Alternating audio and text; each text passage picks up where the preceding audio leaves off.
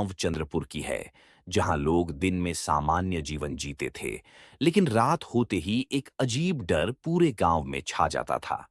गांव में एक रहस्यमयी स्त्री की चर्चा थी, जो रात के समय घरों के दरवाजे खटखटाती और जो भी दरवाजा खोलता, वह गायब हो जाता। गांव वालों ने देखा था कि दरवाजे के बाहर एक खौफनाक आवाज सुनाई देती थी, ओ स्त्री, दरवाजा खोलो। लेकिन जो भी उस आवाज पर ध्यान देता और दरवाजा खोलता, उसे फिर कभी नहीं देखा गया। डर के मारे गांव वालों ने एक उपाय निकाला। उन्होंने अपने दरवाजों के बाहर बड़े-बड़े अक्षरों में लिखना शुरू कर दिया, ओ स्त्री, कल आना। यह एक तरीके से स्त्री को भ्रमित करने का उपाय था, ताकि वह अगले दिन के इंतजार में गांव वालों को नुकसान न पहुंचाए। कुछ दिनों तक यह उपाय काम करता रहा और गांव वाले राहत की सांस लेने लगे। लेकिन एक रात गांव के एक युवक रघु ने अपने दोस्तों के साथ हिम्मत की ठानी कि वह इस रहस्यमयी स्त्री के बारे में सच्चाई पता लगाएगा। रघु साहसी था और वह इस रहस्य का समाधान ढूंढना चाहता था। उसने दोस्तों से कहा, हम हर रात डर डर कर नहीं जी सकते। हमें यह पता लगाना होगा कि यह स्त्री कौन है और वह क्यों आती है। उस रात रघु और उसके दोस्त एक पुराने मंदिर के पास छिप गए, जहां से अक्सर वह स्त्री प्रकट होती थी।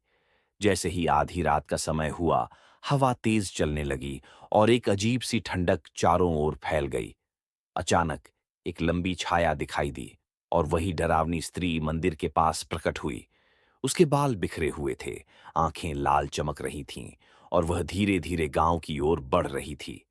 रघु और उसके दोस्तों ने देखा कि वह स्त्री गांव के हर घर के पास जाती, दरवाजे पर दस्तक देती, लेकिन दरवाजे के बाहर लिखा देखकर पीछे हट जाती, ओ स्त्री, कल आना। स्त्री हर बार मायूस हो जाती और अगले घर की ओर बढ़ जाती।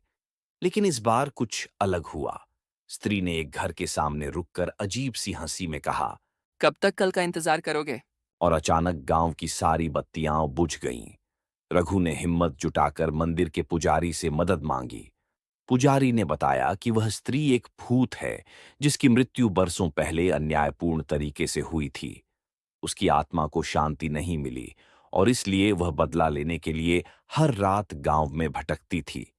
पुजारी ने कहा कि केवल उसकी आत्मा को मुक्ति देने से ही गांव को इस भय से छुटकारा मिल सकता है।